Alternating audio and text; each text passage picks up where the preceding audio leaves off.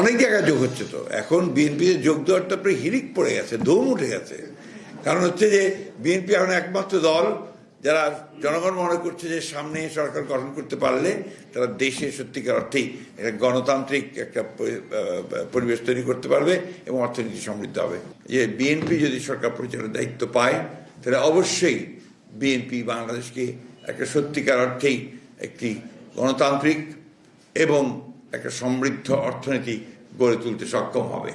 আমরা ডক্টর রেজাক কিবরিয়াকে স্বাগত জানাচ্ছি এবং আশা করছি যে ডক্টর রেজাক কিবরিয়ার যোগদান শুধু তার এলাকা না, নির্বাচনী এলাকা নয়, সারা বাংলাদেশেই একটা প্রভাব বিস্তার করবে এবং তিনি তার মেধা দক্ষতা দিয়ে এই যে কর্মসূচি আমরা গ্রহণ করেছি, 31 দফা কর্মসূচি, সেই কর্মসূচির ভিত্তিতে বাংলাদেশকে নির্মাণ করার ক্ষেত্রে তিনি তার ভূমিকা রাখতে পারবেন। Welcome doctor Kibria. Thank you. একটা রাজনৈতিক দল তো আপনার নিঃসন্দেহে আপনার গড়ে উঠে তৃণমূল থেকে শুরু করে একেবারে আপনার উপরের পর্যন্ত, এবং এখানে মেধার একটা বড় আপনার ভূমিকা থাকা উচিত।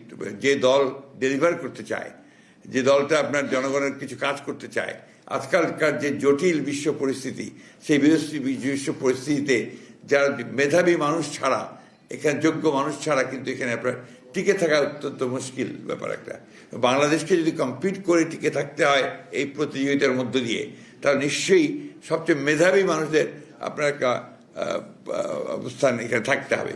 এবং আমরা দাবি করি যে বিএনপিতে সেই মেধাবী মানুষগুলোর অবস্থান আছে এবং রেজাক কিবরিয়ার যোগ দেওয়ার মধ্য দিয়ে সেটা আরও সমৃদ্ধ হলো। এটা আপনার তার মেডিকেল বিষয়গুলো তো আপনার ওখানে ডক্টর জাহিদকে দায়িত্ব দেওয়া হয়েছে, তিনি এটা আপনাদের সামনে নিশ্চয়ই আজকে বলবেন। আমি শুধু এটুকু বলতে পারি যে তিনি অসুস্থ এবং আমাদের চিকিৎসকরা কাজ করছেন, আপ্রাণ চেষ্টা করছেন, দেশি বিদেশি সমস্ত চিকিৎসকদেরকে যুক্ত রেখেই তারা চিকিৎসাটা করছেন। এবং আল্লাহ তাআলার কাছে আমরা সবসময় গোটা দেশবাসী এই দোয়া করছি যে আল্লাহ তাআলা তাকে যেন সুস্থ করে দেন এবং তিনি যেন সুস্থ হয়ে আমাদের মাঝে আসেন। অনেক জায়গায় যোগ হচ্ছে। তো এখন বিএনপিতে যোগ দেওয়ারটা প্রায় হিরিক পড়ে গেছে, ধুম উঠে গেছে।